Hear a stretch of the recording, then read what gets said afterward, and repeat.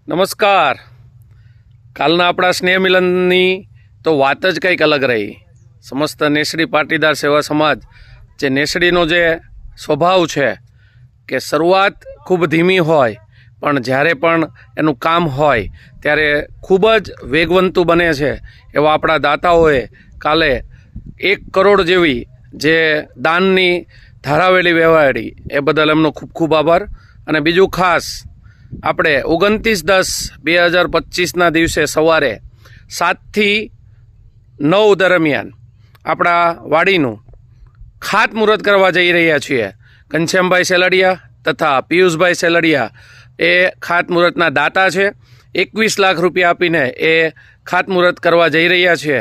તો આપણે સૌ કોઈ સવારે 7:30 વાગે વાડીની જગ્યાએ સૌ કોઈ પધારે.